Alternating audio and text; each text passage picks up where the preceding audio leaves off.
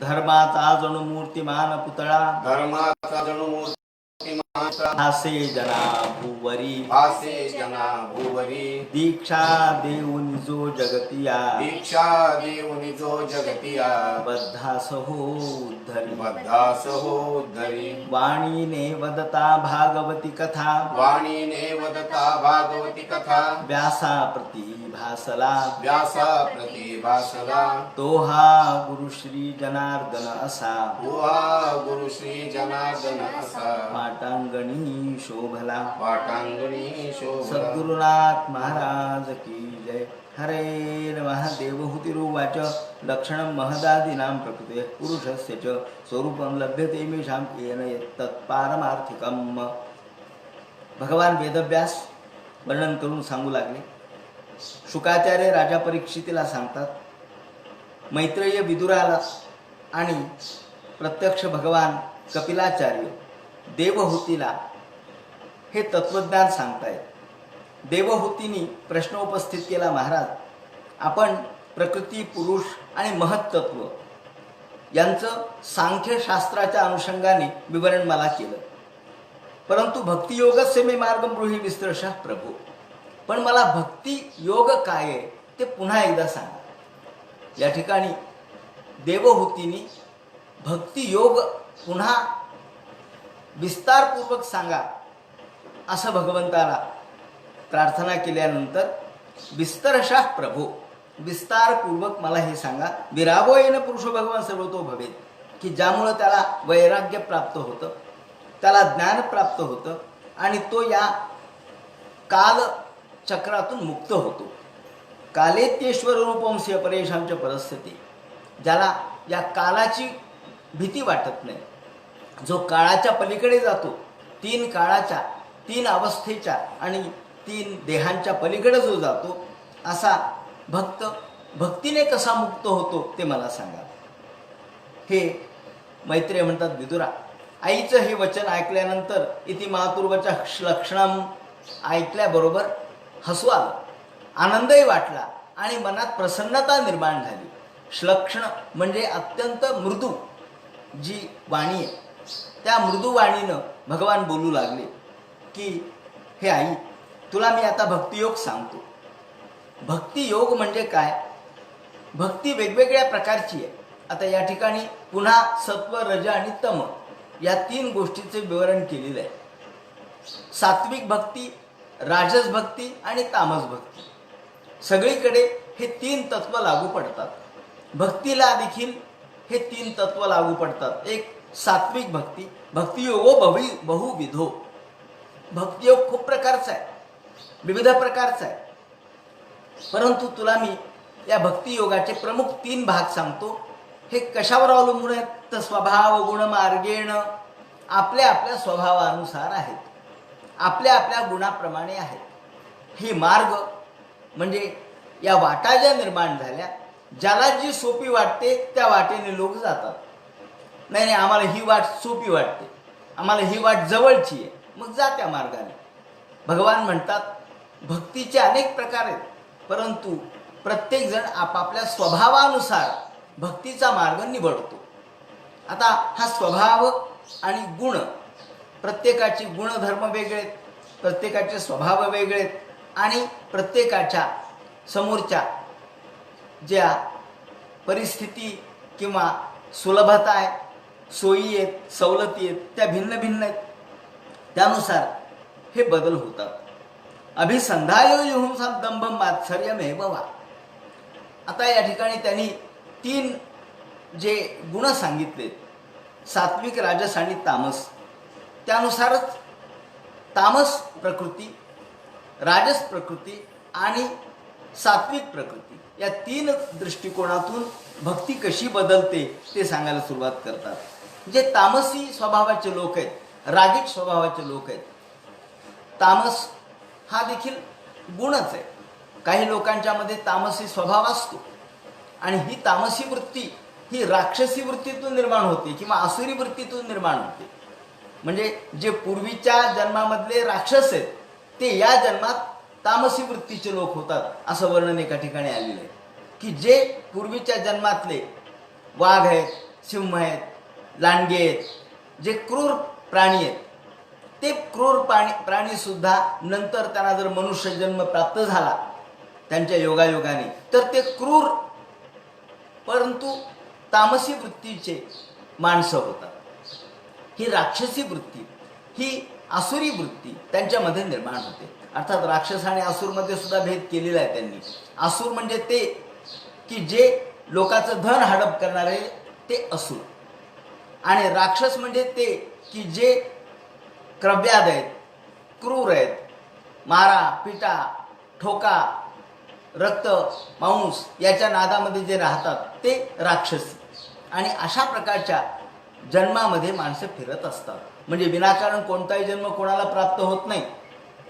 वाघाचा, कुत्र्याचा, लांडग्याचा जन्म कोणाला प्राप्त होतो? अहो जे क्रूर वृत्तीचे त्यांना तो प्राप्त होणार. जे दुसऱ्याचं रक्त शोषण करणारे ते ढेकणं होतात म्हणे, ते डास होतात. अहो दुसऱ्याचं रक्त शोषण करून तुम्ही उपजीविका करता म्हणून तुम्ही ढेकणं झाले. तात्पर्य असं की प्रत्येकाचे मतकुणादय वर्णन केले त्यांनी की वेगवेगळ्या जाती प्रजाती जीव जंतू याच्यामध्ये जे जन्माला लोक येतात ते आपापल्या स्वभावानुसार, आणि मग ते जरी माणसं झाले तरी त्यांचा मूळ स्वभाव जाईना, त्याचा वेळकोट राहीना, त्याचा मूळ स्वभाव काही जात नाही. मूळ स्वभाव हा क्रूरतेचा आहे. मग ते माणसं जरी झाले आणि ते भक्ती जरी करू लागले तरी ते म्हणतात नाही भाऊ आपल्याला काय विठ्ठल पांडुरंग कोणाला आवडतो? अहो सात्विक लोकांना आवडेल, पण बाकीच्या लोकांना काही नाही. मर्याई, यशोबा, खेसोबा, खैस बाबा हे त्यांना प्रिय आहेत. का बरं? तर ते शेंद्री दैवत आहेत. अहो त्यांना नैवेद्य लागतो हत्तीचा, बकऱ्याचा, कोंबड्याचा. बकरं, कोंबडं, अंडे यांचा नैवेद्य ज्यांना चालतो ते देव यांना आवडतात, कारण यांनाही ते चालतं. म्हणून समशीला भजंती वै, आपण दुसऱ्या स्कंदात बघितलंय, समशीला भजंती वै.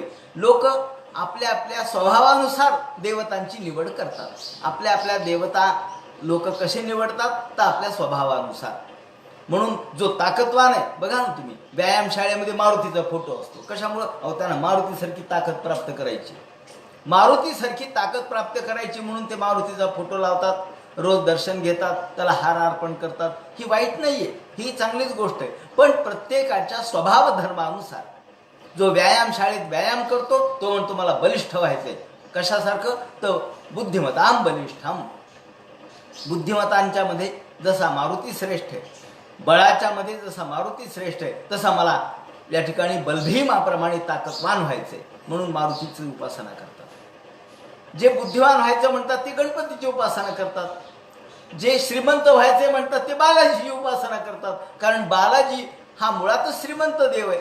त्यामुळं बालाजीची उपासना श्रीमंत लोक करतील.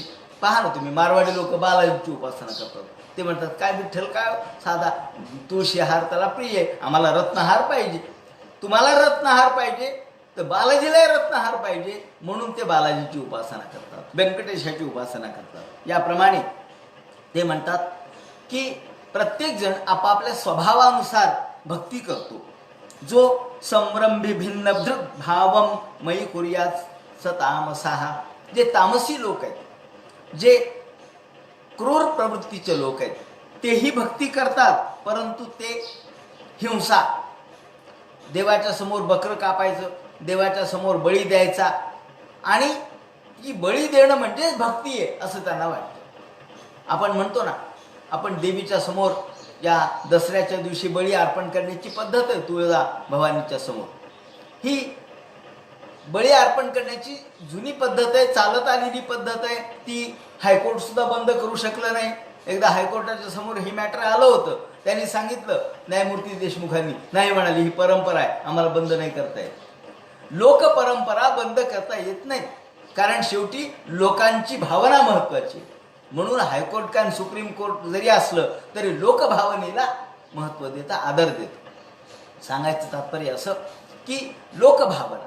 मग या ठिकाणी परंपरा रूढी बली देण्याची, अजा पुत्रो बलिंद द्यात, अजा पुत्राचा बळी, या ठिकाणी या बकऱ्याचा किंवा बोकडाचा बळी देण्याची पद्धत आहे.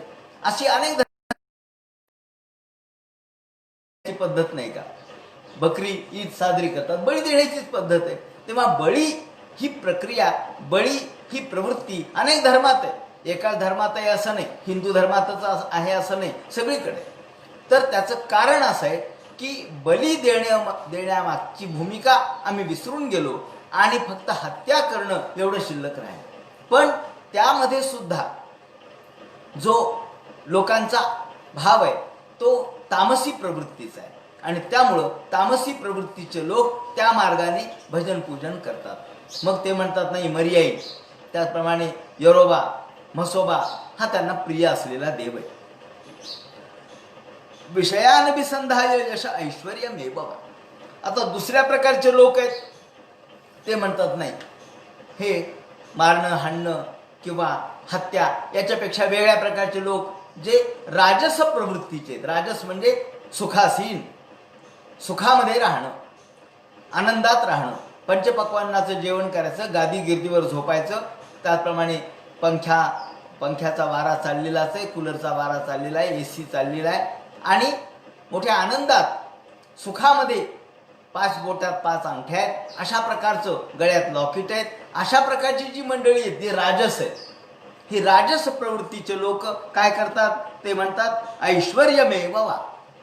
त्यांना ऐश्वर्याची इच्छा असते आणि म्हणून हे काय करतात, संरंभ या ठिकाणी ऐश्वर्याची इच्छा असणारे लोक हे राजस स्वरूपाचे भक्त झाले.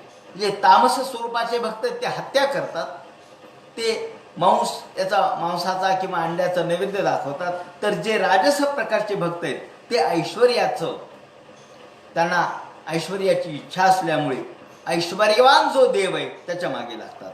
अर्चादा वर्चये व्योमाम पृथक भावस राजसाहा. आता राजस प्रकारचे भक्त सुद्धा भक्तच आहेत. या ठिकाणी आणखी एक वर्णन असं केलेलं आहे की समजा एखादा खूप पैसेवाला आहे, खूप पैसा आहे त्याच्याकडं, मग तो म्हणतो नाही मी मंदिर बांधायला घेतो. आता मंदिर बांधणं ही वाईट गोष्ट नाही आहे, पण ती सुद्धा भक्तीच आहे. कोणत्या दृष्टीने, माझ्या पैशाचा विनियोग करायचा, मग तो मंदिर बांधायला घेतो.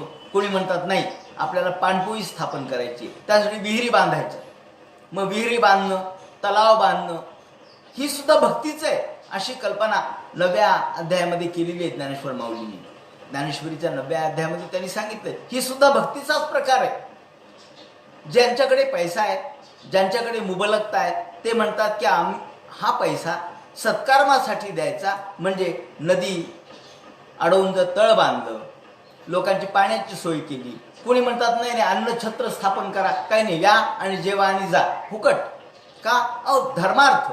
अन्नछत्र स्थापन करतात ना लोक, वेगवेगळ्या समाजातले लोक आहेत अन्नछत्र स्थापन करणारे.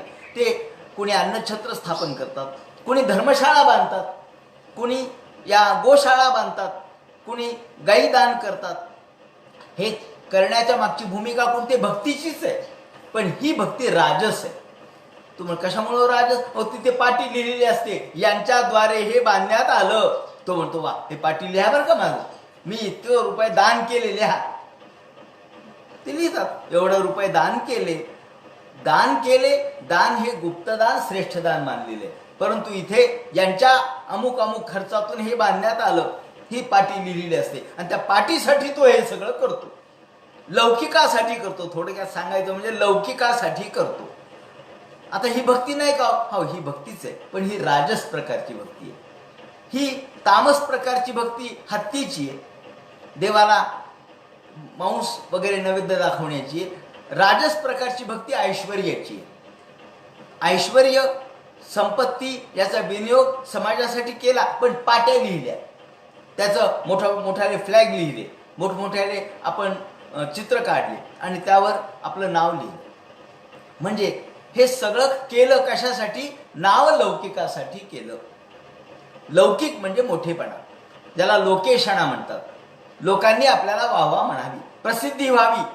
प्रसिद्धी, लौकिक, मोठेपणा, त्याचप्रमाणे कीर्ती, यश याच्यासाठी जे करतात ती भक्तीच आहे. पण ती नंबर 2ची भक्ती आहे, ती आहे राजस भक्ती, जी केवळ धनप्राप्ती, ऐश्वर्यप्राप्तीसाठी केली जाते. अर्चा दावर्चये व्योमाम पृथक भावस्स राजसा कर्म निरहारमुद्दिश्य परस्मिन् तदर्पणम. आता तिसऱ्या प्रकारची भक्ती आहे सात्विक. या ठिकाणी कपिल महामुनी म्हणतात तिसऱ्या प्रकारची आई भक्ती ती सात्विक आहे. ती काय? कर्म निरहार मुद्दिश्य, कोणत्याही प्रकारच्या कर्माची लिप्तता नाही. काही केलं म्हणून सांगायचं नाही, मी अमुक केलं म्हणून गाजावाजा करायचा नाही, बँड बाजा लावायचा नाही. परस्मिन वा तदर्पणम, हे जे केलंय ते कृष्णार्पण भावनेने केलंय. गुप्तदान मी किती दिलेत माझे मला माहीत, या हाताचं त्या हाताला माहीत होऊ नये, या कानाचं त्या कानाला माहीत होऊ नये, याला म्हणतात श्रेष्ठ भक्ती. मनात प्रसिद्धीचा उद्देश नाही, लौकिकाचा नाही, मोठेपणाचा नाही, कीर्तीचा नाही, थोरवीचा नाही, पाट्या लावण्याचा नाही, आपल्याबद्दल लोकांनी वाहवा म्हणावं म्हणून नाही. कुणी म्हणा कुणी न म्हणा, कुणी निंदा कुणी वंदा, कुणी निंदा किंवा कुणी वंदा, भजन करणं हा आमचा धंदा. याप्रमाणे कर्म निर्हार मुद्दिश्य परस्मिन वा तदर्पणम. तदर्पणम म्हणजे मदर्पणम. हे आई जे भगवंता प्रित्यर्थ फक्त करतात त्याच्या मागे कोणताही उद्देश नसतो. मद्गुण श्रुती मात्रेण मयी सर्व गुहाशये मनोगतिरविच्छिन्ना यथा गंगांबसौ बुधौ. उदाहरण त्यांनी दिलंय, यथा गंगांबसौ बुधौ. ही भक्ती बरं एकदा करून थांबत नाहीत ते, की एकदा केली झालं, एकदा मंदिर बांधलं संपलं, आता एकदा तलाव बांधले संपले, एकदा पाटी लिहिली झाली, यांच्या या पैशामधून हे बांधलं याची पाटी लिहिली की झालं, असं नाही. मग त्यांनी म्हटलंय की ज्याप्रमाणे नदी म्हणजे गंगा नदी ही समुद्राला मिळत राहते, ती काल मिळत होती आणि आज मिळत नाही असं नाही, ती मिळतच आहे. कालही मिळत होती, आजही मिळते आणि उद्याही मिळत राहील. त्याप्रमाणे ही गंगा नदी जशी सतत हजारो मुखांनी समुद्राला मिळते, त्याप्रमाणे ही भक्ती गंगांबसो बुधौ. त्याप्रमाणे ही भक्ती ज्ञान युक्त केलेली भक्ती, माझ्यासाठी समर्पित केलेली भक्ती. आता गंगा जी समुद्राला मिळते त्याच्या मागे गंगेला समुद्राला मिळण्यामध्ये आत्मा अर्पण ही वृत्ती असते, सर्व स्वार्पण करण्याची वृत्ती असते. ती गंगा जी मिळते समुद्राला त्याच्या मागे कोणताही उद्देश नाहीये. उद्देश एवढाच आहे की माझं जे आहे ते मी समर्पित करणार आहे, माझ्याकडचं सगळं पाणी मी तुला समर्पित करते आणि त्याच्यासाठी मला उसणं दुसरं काहीच नको, त्यातून मला काहीच तुला मागायचं नाही. माझी ही अंतःप्रेरणा आहे की मी तुला एकरूप व्हावं. ज्याप्रमाणे नदी गंगा ही समुद्राला मिळत राहते आणि समुद्राला मिळताना त्याच्या मागे कोणताही उद्देश नसतो, कोणतीही परतफेडीची भावना नसते आणि ती सतत मिळत असते. त्याप्रमाणे लक्षणम भक्ती योगस्य, हे खरं भक्ती योग म्हणतात. बाकीच्याही भक्ती आहेत पण ती भक्ती योग नाहीये. त्या भक्ती आहेत, ती राजस भक्ती आहे, ती तामस भक्ती आहे. हळूहळू ते बदल होतील त्यांच्यामध्ये, पण श्रेष्ठ भक्ती जर कोणती असेल तर ती ही सात्विक भक्ती, आणि तोच खऱ्या अर्थानं भक्ती योग आहे. योग म्हणजे सतत माझ्याशी एकरूप असणे, भक्तीने माझ्याशी जुळले जाणे.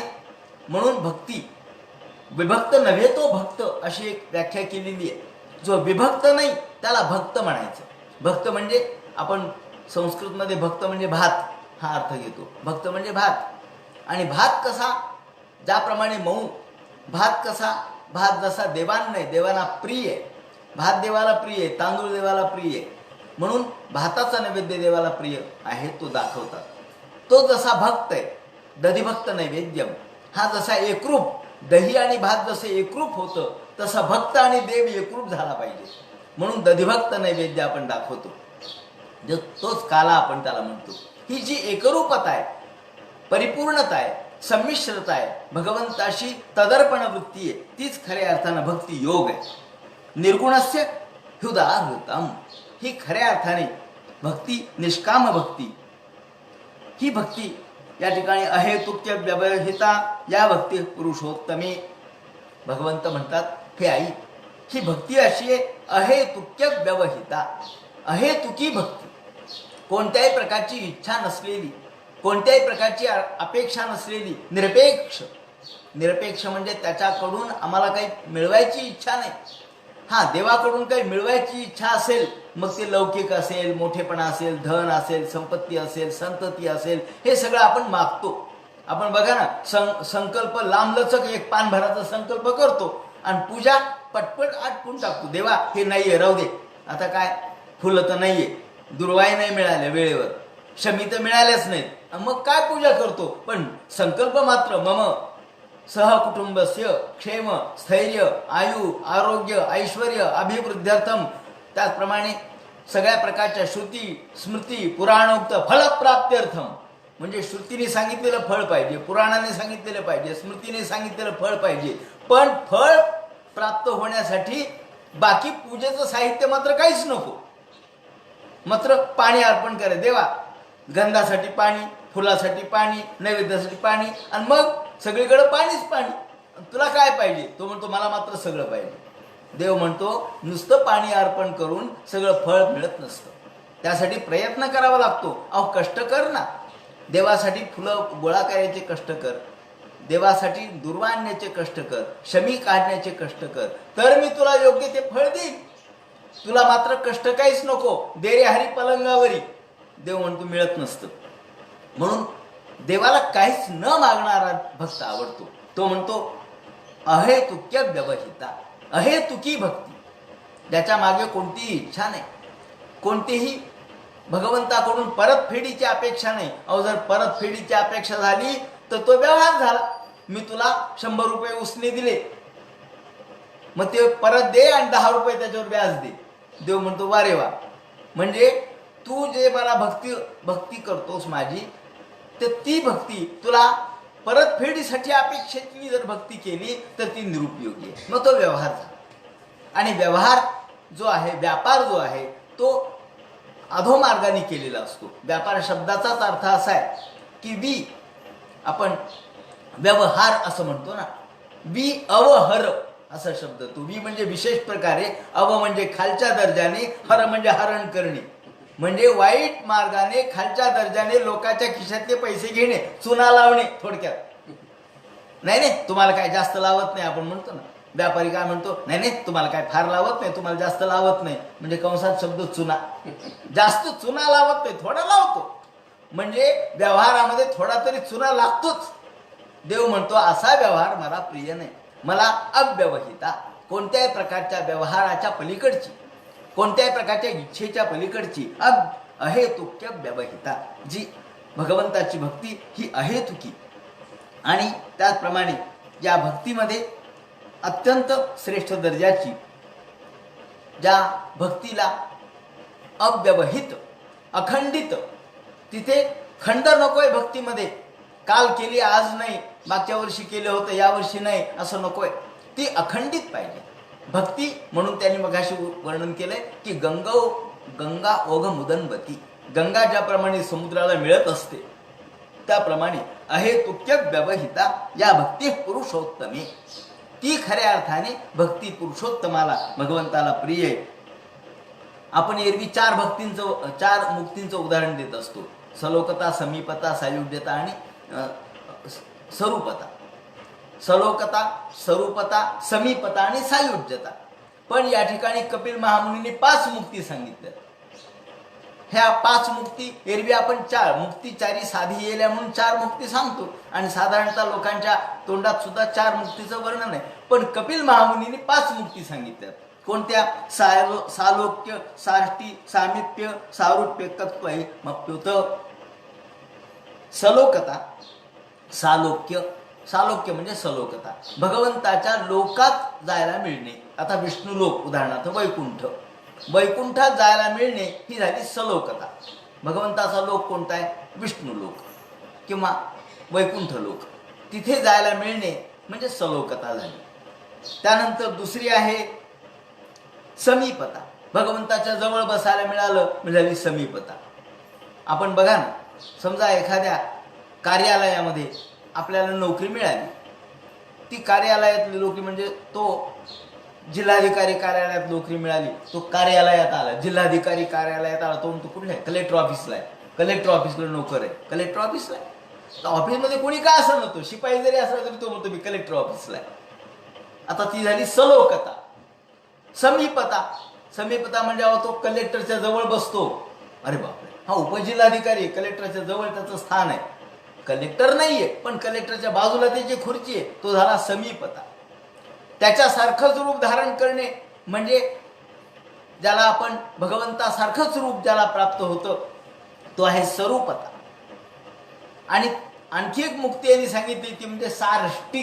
सारष्टी म्हणजे त्याच्यासारखं धन, संपत्ती, ऐश्वर्य, मोठेपणा प्राप्त होणे. भगवान कसा आहे? षड्गुणैश्वर्य संपन्न आहे, या 6 गुणांनी युक्त आहे. या 6 गुणांनी युक्त असलेली जी मुक्ती आहे ती आहे सारष्टी. म्हणून त्यांनी म्हटलंय सालोक्य, सारष्टी, सामिप्य, सारुप्य, हे झाले 4. आणि शेवटची मुक्ती ही आहे सायुज्य.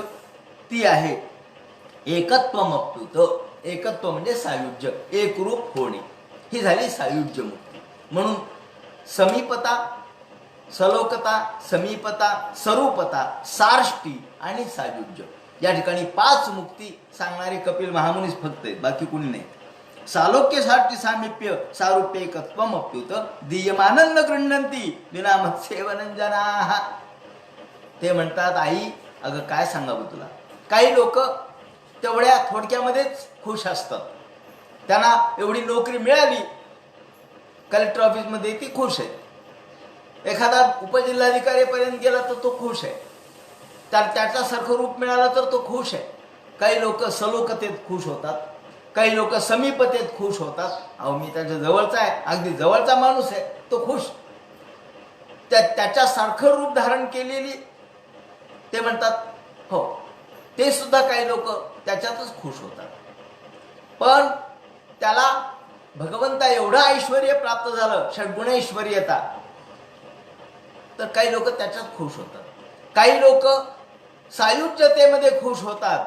पण तुला काय सांगू आई, हे जे भक्त आहेत, जे अहेतुक्य व्यवहिता, जे अहेतुकी भक्ती करणार आहेत, त्यांना मुक्ती जरी दिली तरी मुक्तीसी परसरव म्हणे ती. मुक्तीला सुद्धा परवसर असं ते म्हणतात. माऊलींनी म्हटलंय ना, मुक्तीला सुद्धा परवसर म्हणजे पलीकडे जा असं म्हणतात. तेव्हा भक्त एवढे श्रेष्ठ आहेत की जे मुक्तीला सुद्धा पलीकडे जा म्हणतात, मला गरज नाही तुझी. म्हणजे असे भक्त. आता या भक्ताबद्दल काय म्हणावं, या भक्ताबद्दल काय सांगावं की ज्यांना सलोकता तर नकोच आहे, समीपता सुद्धा स्वीकारत नाहीत, सारष्टी सुद्धा ऐश्वर्य स्वीकारत नाहीत, स्वरूपता, समीपता, सलोकता नव्हे सायुज्यता सुद्धा स्वीकारत नाहीत.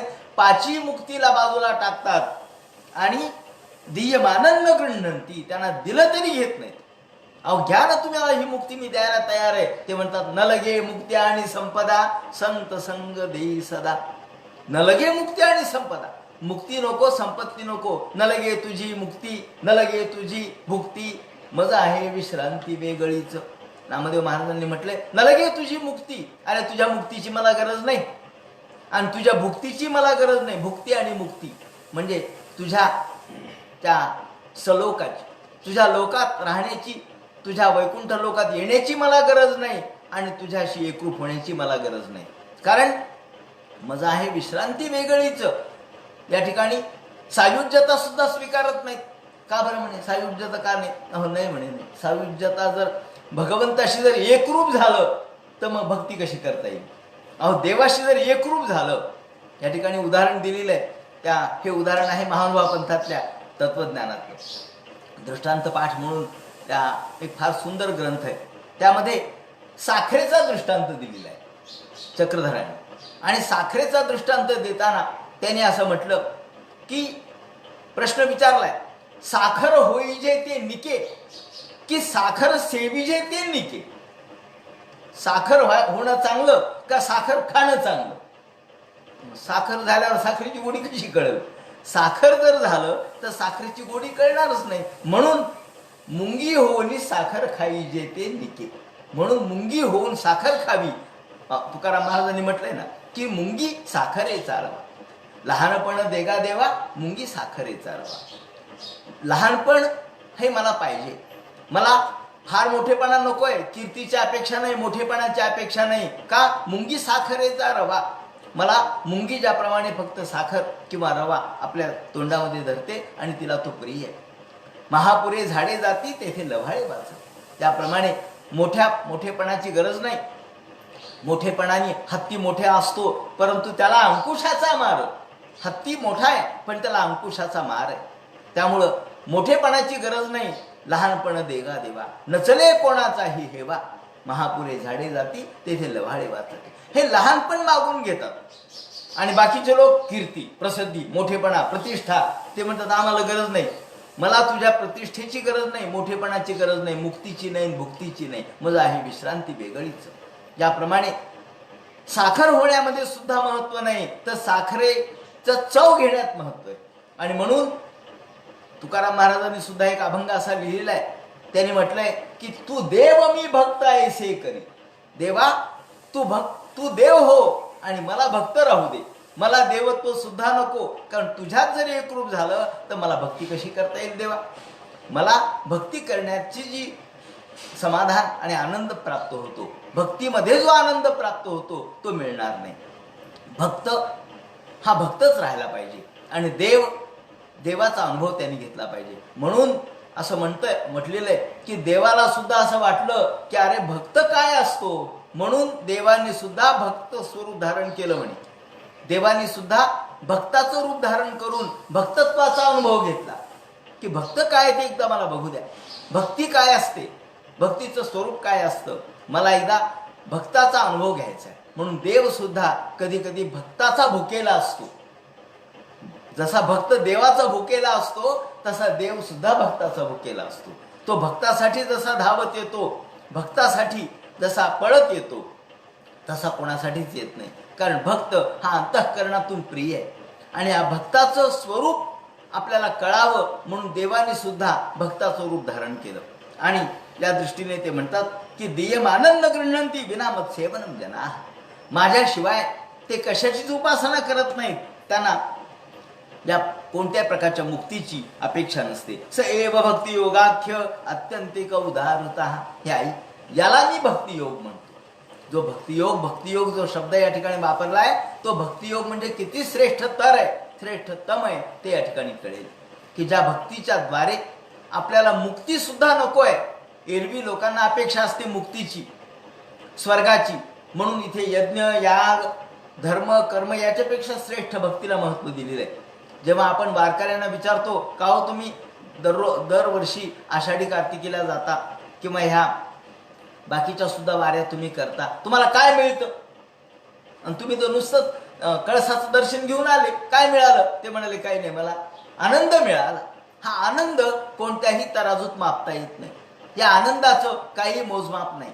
या आनंदाला काहीच आपल्याला कमीपणा त्याच्यात दाखवता येणार नाही. का तर हा आनंद हा श्रेष्ठ आहे, हा भक्ताचा आनंद आहे, हा भक्तीचा आनंद आहे. आणि या आनंदाच्या द्वारे तो भगवंताचं समाधान प्राप्त करून घेतो. आणि म्हणून मुक्ती सुद्धा तो नको म्हणतो. दियमानंद गृह्णन्ति विनामत सेवन जनाः स एव भक्ती योगाख्य अत्यंतिक उदारतः.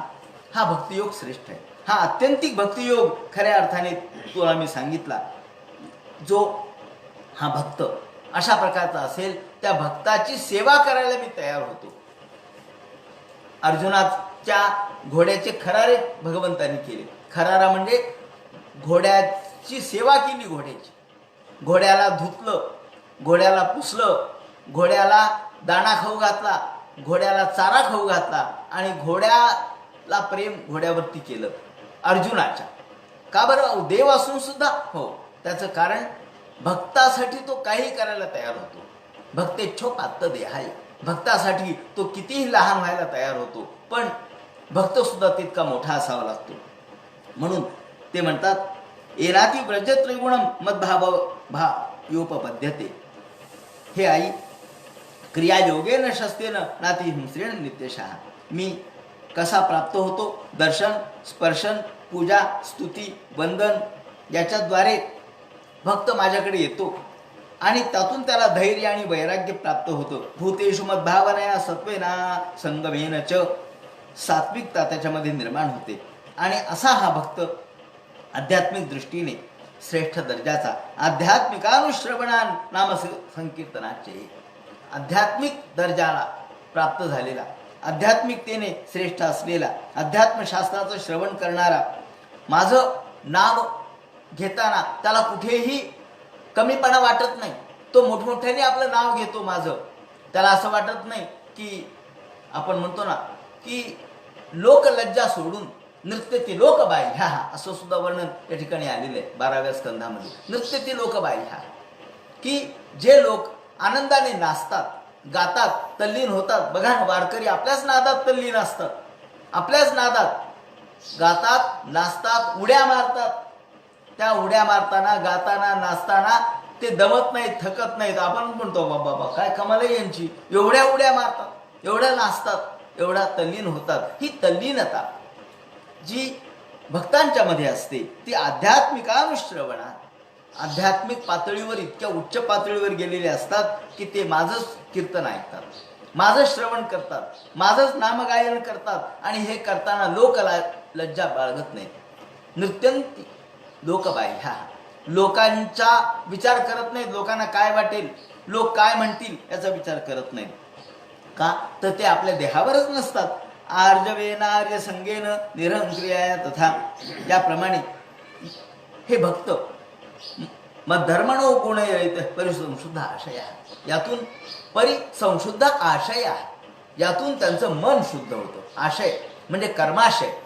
हे कर्माचे ज्या गाठी आहेत त्या कर्माच्या गाठी विनाकारण सुटत नाहीत, कर्माच्या गाठी विनाकारण कमी होत नाहीत किंवा नष्ट होत नाहीत. कर्माच्या गाठी यातून नष्ट होतात. आशय म्हणजे त्यामध्ये असलेल्या घट्ट कर्माचे बंधन, त्याला आशय म्हणतात. कर्माच्या या आशयामधून, कर्माच्या गाठीमधून ते मुक्त होतात आणि केवळ श्रवण मात्रेने अनायासे सहजते ते त्यांचं चित्त शुद्ध होतं. यथा वातरशो घ्राणम आवृते गंध आशयात एवं योगरतम चेत आत्मनमविकार्यत अहम सर्वेषु भूतेषु भूतात्मा अवस्थित सदा. याप्रमाणे राग, द्वेष, विकार यांच्यापासून हे मुक्त होतात. अहम सर्वेषु भूतेषु भूतात्मा अवस्थित सदा. आणि यांची वृत्ती कशी असते तर अहम सर्वेषु भूतेषु, सगळ्या प्राणीमात्रात मी आहे आणि सगळे प्राणीमात्र माझ्यात आहे.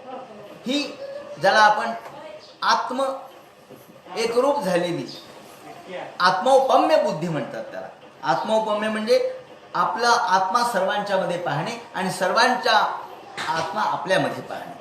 अहम सर्वेषु भूतेषु भूतात्मावस्थित सदा तमवज्ञायमामर्त्य कुरुतेर्चा विडंबनम.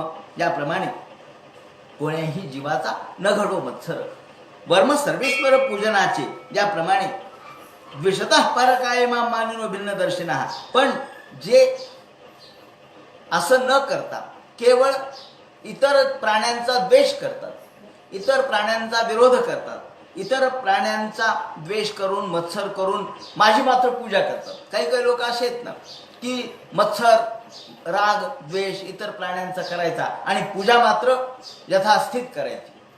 ते म्हणतात या पूजेला काहीच अर्थ नाही. द्विषतः परकाये मां मानिनो भिन्न दर्शना भूतेषु बद्ध वैरस्य न मन शांती मृच्छती. त्यांना कधीच शांती प्राप्त होणार नाही. म्हणून केवळ पूजा अर्चा भंभम ही महत्वाची नाही, तर इतर प्राण्यांचा द्वेष न करता त्यांच्याबद्दल दयाभाव ठेवून जेव्हा सर्व भूतांच्या प्राण्यांच्या मध्ये मला म्हणजे ईश्वर तत्व जे पाहतात, प्रेमतत्वांच्या द्वारे सर्व जगामध्ये संचार करतात, तेच खऱ्या अर्थाने मला प्रिय आहे. याप्रमाणे अथमाम सर्वभूते अथमाम सर्वभूतेषु भूतात्मा कृतालयम. ते म्हणतात हे आई, याप्रमाणे तत्रापि स्पर्शवेदीभ्य प्रवरा रसवेदिना. हे असे जे भक्त आहेत, हे भक्त खऱ्या अर्थाने जे जीवन जगतात ते जीवन श्रेष्ठ दर्जाचं. तिथे या जीवनामध्ये कोणत्याही गोष्टीची अपेक्षा करत नाहीत. ते भोजन करतात पण भोजनामध्ये लिप्त नसतात. ते सुखाचा आस्वाद घेतात पण सुखामध्ये सुखासीन होत नाहीत. तत्रापि स्पर्शवेदीभ्य प्रवरा रसवेदिना तेभ्यो गंधविद श्रेष्ठ तद शब्दविदो वराह. आता आई तुला मी आता एकेका मधले श्रेष्ठत्व सांगतो. एकेका मधलं श्रेष्ठत्व म्हणजे काय, एकापेक्षा एक कोण मोठं आहे. तत्रापि स्पर्शवेदीभ्य. आता या ठिकाणी प्राण्यांच्या मध्ये सुद्धा कोणते प्राणी कशापेक्षा मोठे आहेत हे सांगतो. सगळे तर श्रेष्ठच आहेत, सगळे चांगलेच आहेत, सगळे माझं स्वरूप आहेत. पण अर्हयेत दानमानाभ्याम मैत्राभिन्नेन चक्षुषा दिवाश्रेष्ठा हे जीवानम तथा प्राणपते शुभे. पाषाण म्हणजे अचेतन पदार्थ, जड पदार्थ. आता जर विश्वाची दोन विभागात विभागणी केली, जड आणि चेतन, तर जड आणि चेतन याच्यात जर आपण ठरवलं तर जडापेक्षा चेतन श्रेष्ठ आहे. म्हणजे दगड, माती, धोंडे यांच्यापेक्षा झाडं म्हणजे जे ज्यांच्यामध्ये चैतन्य आहे ते श्रेष्ठ आहे. जडापेक्षा चेतन श्रेष्ठ आहे.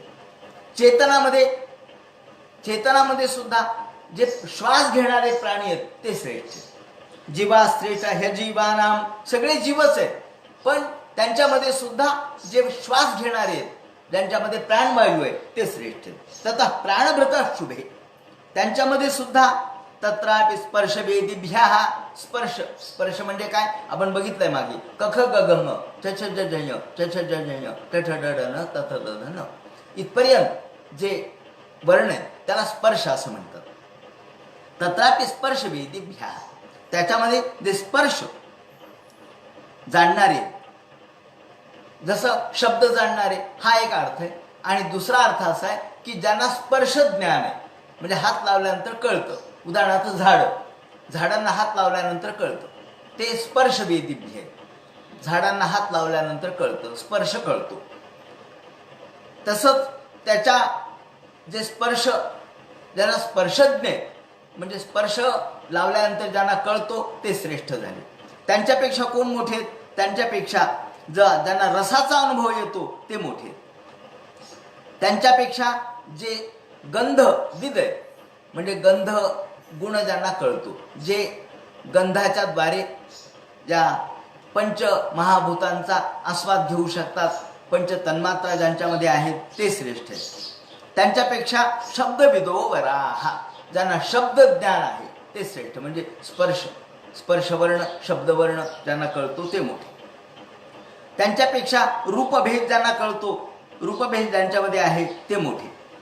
त्यानंतर बहुपदाहा, अनेक पायांचे प्राणी मोठे, अनेक पायांच्या पेक्षा 4 पायांचे मोठे, आणि 4 पायांच्या पेक्षा 2 पायांचे मोठे, असं एकेकापेक्षा एक मोठे मोठे म्हटलेलं आहे. आता 4 पाय म्हणजे हे झाले प्राणी, चतुष्पाद प्राणी, पण चतुष्पादापेक्षा द्विपाद चतुष्पद आपण म्हणतो ना, की द्विपाद म्हणजे 2 पायांचे, अर्थात मानव मोठा आहे. इथपर्यंत आपण आलो.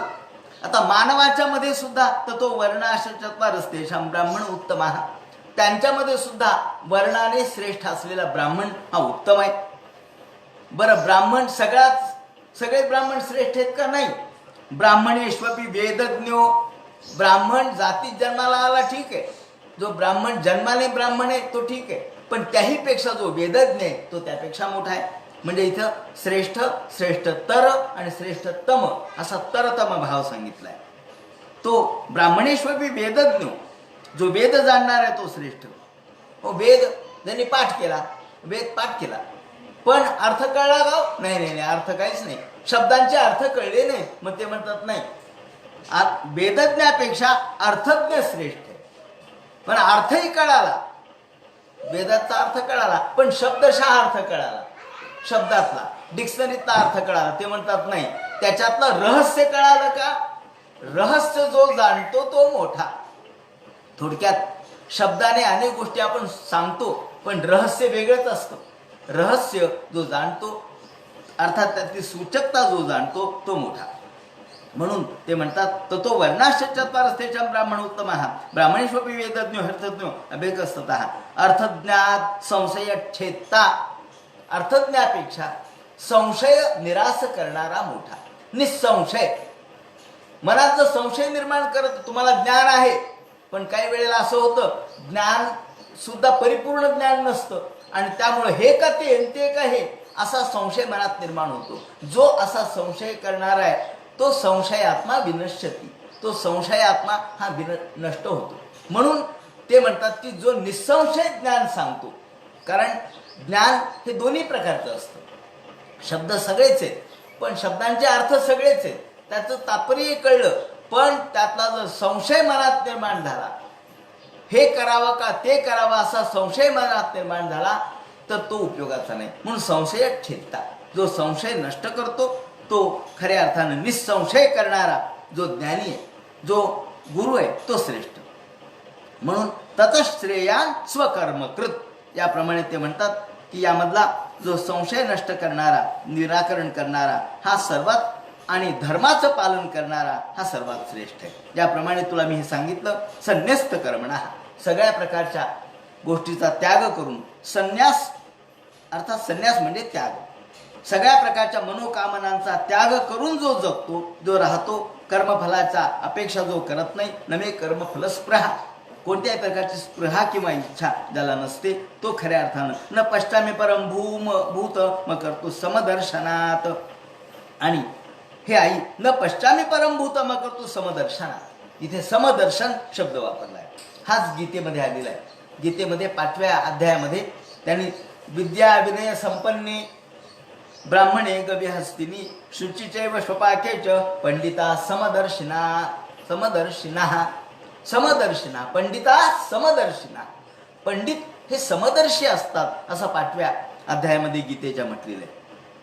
तिथे विद्या विनय संपन्ने ब्राह्मणे गविहस्तिनी शुचिचैव स्वपाकेच पंडिता समदर्शिना. आता या समदर्शी शब्दावर आपण जाऊ. म्हणजे आपल्याला म्हणजे समदर्शीचा अर्थ काय हो, जर आपण तसा विचार केला, समदर्शी म्हणजे सारखं पाहणारा, हा झाला डिक्शनरीचा अर्थ.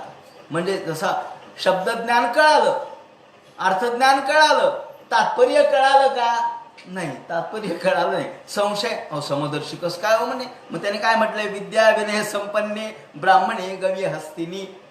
विद्या विनय संपन्ने ब्राह्मणे गविहस्तिनी. एक विद्या विनय संपन्न ब्राह्मण आहे, वेद जाणणार आहे, उपनिषद जाणणार आहे, मंत्रज्ञ आहे. तो आल्याबरोबर या या या अहो ब्राह्मण आले, त्रिपुंड गंध लावलेला आहे, उपर्ण घेतलेले, गळ्यामध्ये रुद्राक्षाची माळा आहे आणि वेद मंत्र तोंडामध्ये. अरे वा.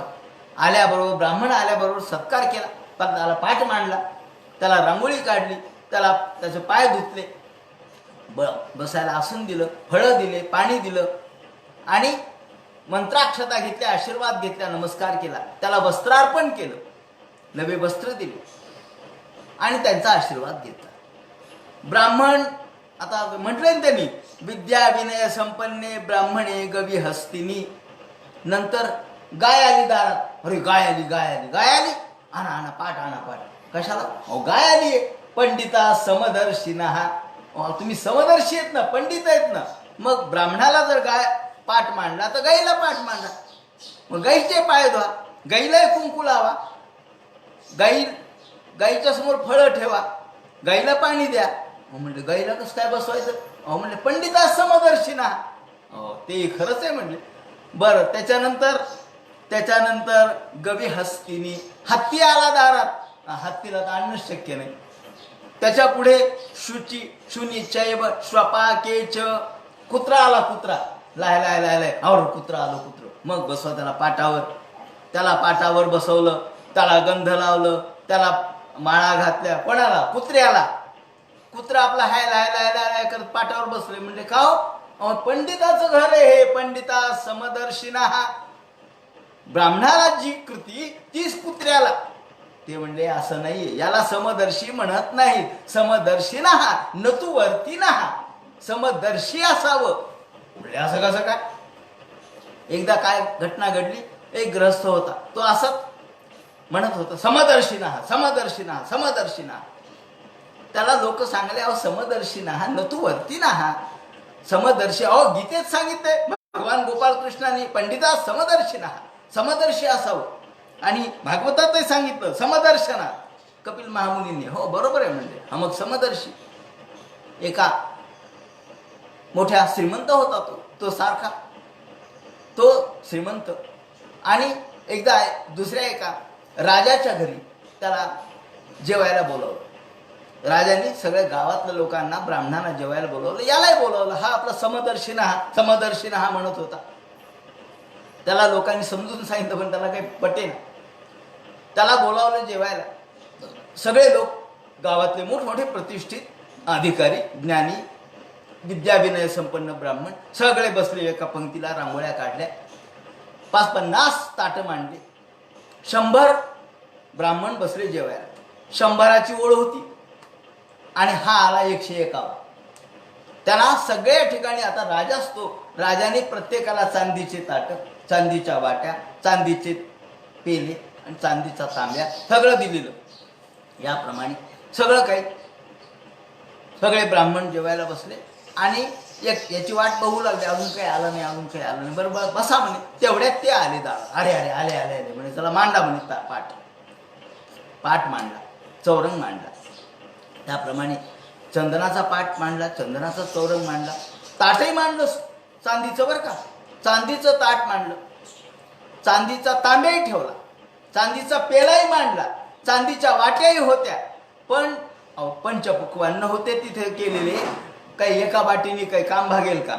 5 वाट्या मांडलेल्या होत्या पंचपक्वान्नासाठी, पण 4च वाट्या निघाल्या. म्हणजे 4च वाट्या म्हणले. राजासाहेबांना सांगितलं, महाराज म्हणजे 4च वाट्या निघाल्या. आता हे 100 ब्राह्मणाला तर 4-4 वाट्या दिल्या. आता आपल्याकडे फक्त 4 वाट्या शिल्लक आहेत. इथं 5 पंचपक्वान्न आहेत, त्याला 5वी वाटी. तो म्हणाल ना, मग मला 5वी वाटी दिली नाही, चांदीची वाटी दिली नाही. राजा म्हणला, असं करा, एक काम करा, ती पलीकडं एक पिकदाणी पडलेली आहे म्हणले, ती पिकदाणी घ्या म्हणले. ती वाटीसारखीच एवढी पिकदाणी चांदीची. आता राजा असतो, चांदीची पिकदाणी, थुंकायची पिकदाणी म्हणजे थुंकायची जागा असलेली वाटी. ती घेतली, स्वच्छ धुतली, अगदी 10 वेळेला त्या सॅनिटाईज केली, स्वच्छ केली आणि तिथं ठेवली. ताटात ठेवल्याबरोबर त्याच्यात कढी वाढली. तो म्हणले, हे काय म्हणले राजासाहेब, हे काय, माझा अपमान केला म्हणले तुम्ही. ते म्हणजे काय झालं? ते म्हणले, हे काय पिकदाणी? ते म्हणले, पिकदाणी कुठे आहे? मग काय? चांदी आहे म्हणले, ही चांदी. म्हणले, चांदी? पण पिकदाणी आहे म्हणली. नाही नाही म्हणले, समदर्शी ना, चांदीच आहे का नाही सांग. ह्या वाट्यात चांदीच्या आहेत, ताटही चांदीचं आहे, पिकदाणी चांदीची आहे, त्यात काय चूक आहे? समदर्शी ना, आम्ही समदर्शी आहोत म्हणले, आम्हाला सगळं सारखं दिसतं. ही चांदीच आहे, ही चांदीच आहे, तुम्ही कोणालाही विचारा, सोनाराला आणा म्हणले इथं बोलवून, ही चांदी का नाही. ते म्हणले, आहे, पण ही पिकदाणी आहे, याच्यात मी जेवण करणार नाही. समदर्शी ना. मग कळलं का म्हणले, न तू वरती ना. चांदीची जरी असली तरी पिकदाणी चालत नसते जेवायला, वाटीच पाहिजे. म्हणून समदर्शी ना, हे खरं आहे, पण सगळ्यांना सारखं वागायचं नसतं. वागणं भिन्न आहे, कारण वागणं हा व्यवहार आहे आणि दृष्टी मात्र सारखी असावी, वागणं भिन्न असावं. म्हणून विद्याविनय संपन्ने ब्राह्मणे गवी हस्तिनी शुनीचैव स्वपाकेच पंडिता समदर्शिना. इथे आपल्याला समदर्शीचा अर्थ कळाला, शब्दाचा अर्थ कळाला, पण तात्पर्य कळालं नाही. तात्पर्य काय? समदर्शिना नतुवर्तिना हे तात्पर्य. म्हणून शब्दांचे अर्थ कळाले तरी शब्दांचं तात्पर्य जाणावं लागतं आणि तात्पर्य जाणलं तरी तो निसंशय कळावं लागतं. त्याप्रमाणे ते म्हणतात, न पश्चामी परम भूत म करतो समदर्शना. हे आई, हा जो पंडित ज्ञानी आहे, भक्त आहे, तो समदर्शी असतो. तो समदृष्टीने, समदृष्टी म्हणजे ब्रह्मदृष्टीन समम भजेत. समदृष्टी म्हणजे ब्रह्मदृष्टी, ब्रह्मदृष्टी म्हणजे समानता. समानता ही पाहण्यात असावी, वागण्यात समानता नसते. म्हणून समानता, नाही तर मग आपले सगळे देहातले अवयव सारखेच आहेत ना, मग समानता का नाही? डोळेच का पाहतात बरं, कानच का ऐकतात, आणि तोंड जर म्हटलं की माझ्या तोंडात कशामुळे घास, कान म्हणेल माझ्या कानात घास टाका बरं एकदा, काय बरं काय होईल? कानात काय, तोंडात घास खावा असा नियम आहे का? कानाने खावा, काय बिघडलं? नाही नाही, सगळे सारखे, अवयवाच्या दृष्टीने सगळे सारखे, पण व्यवहाराच्या दृष्टीने भिन्न आहे. म्हणून समदर्शी ना. आपण डोळ्यावरही तेवढंच प्रेम करतो आणि कानावरही करतो, पण समवर्ती नाहीत. कानाचं काम कानाने करावं, डोळ्याचं काम डोळ्याने करावं, जेणे काम तेणे करू. म्हणून या ठिकाणी त्यांनी म्हटलंय, हे आई, ईश्वरो जीवकला या प्रविष्टो भवतानिती. याप्रमाणे तुला मी हे सगळं सांगितलं. आता या सर्वामध्ये काळ हा सर्वात महत्वाचा आहे आणि काळाने हे सगळं जग चालतं. यद भयात वाती वाहतो यम सूर्यस्तपती. यद भयात, काळामुळं सूर्य हा प्रकाश देतो, उष्णता देतो, काळामुळेच वारा वाहतो आणि काळामुळेच हे जग चालतं. यद भयात वर्षते देवो भगवनो भाती भयात. यद वनस्पतो भीता लताष्टोती सह. लता, औषधी, वनस्पती ह्या त्याच्यामध्ये औषधं निर्माण करतात किंवा फळं जे फुलतात, फळतात, ते केवळ फळामध्ये जो रस निर्माण होतो तोही काळामुळेच निर्माण होतो. स्वे स्वे काले बिघडणं ते पुष्पाणीच फलानीच. झाडांना फुलं येतात, फळं येतात, फळामध्ये रस निर्माण होतो, रस परिपक्व होतो, फळ परिपक्व होतं, रस गोड होतो, तो सुद्धा काळामुळे. अग्निरिंदे सगरिभिर भूर्ण मज्जती यद्भयात नभो ददाति श्वसदाम पदम जन्यमा ददाहा. म्हणून हे आई, काळ हा ईश्वर आहे आणि काळाच्याच हातामध्ये या सगळ्या गोष्टी आहेत. सोनंतो करः कालो नादिरादिकृत व्ययः जनम जनेन जनयन मारयन मृत्युनांतकम. जनन जनेन जनयन, निर्माण करणारा काळच आहे. त्याचप्रमाणे जन्म निर्माण करणारा, पालन करणारा आणि संहार करणारा सुद्धा काळच आहे. जन्म जनेन जनयन, या विश्वाची निर्मिती करणारा, विश्वाचं परिपालन आणि संहार करणारा काळच आहे. मारेन मृत्यूरांतकम, मृत्यू रूपाने तो सगळ्यांचा अंत करतो. सोनंत ओनंत करो कालो, हा अंत करणारा काळ. आदिनादि कृतव्यय, तो अनादि आहे, तो अव्यय आहे, तो नष्ट होत नाही. त्याप्रमाणे हे भगवंताचं अविनाशी काळ, हे भगवंताचं स्वरूप आहे. आणि म्हणून हे आई सर्व ठिकाणी काळानेच हे सर्व निर्माण केलं. आदिकर्ता काळ आहे, तोच अनंत रूपाने, आपण ज्याला अनंत म्हणतो तो काळ आहे. अनंत काळ अनंत आहे. आपण मोजतो, फक्त आपल्या पुरतं मोजतो. आपण म्हणतो की आता काय 2020 म्हणजे 2020 एवढाच काळ आहे का? त्याच्या आधी काही नव्हता का? त्याच्या आधी कितीतरी प्रचंड काळाचा व्याप होता, जो आपल्याला माहीत नाही. आपल्याला जिथून कळतं तिथून आपण मोजतो, एवढाच फरक आहे. आपल्याला जेवढं कळतं, आपल्याला जेवढी बुद्धी चालते, आपल्याला जेवढं मागं जाता येतं तेवढं आपण मागं गेलो.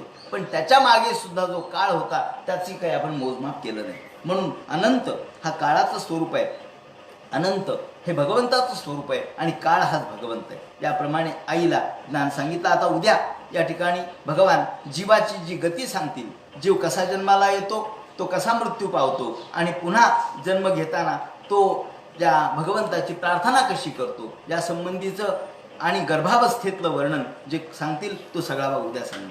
हरे नमः पुंडलिक वरदे हर विठ्ठल सीताकांत स्मरण जय जय राम पार्वती पते हर हर महादेव श्री वज्रनाथ गुरुमूर्तये नमः.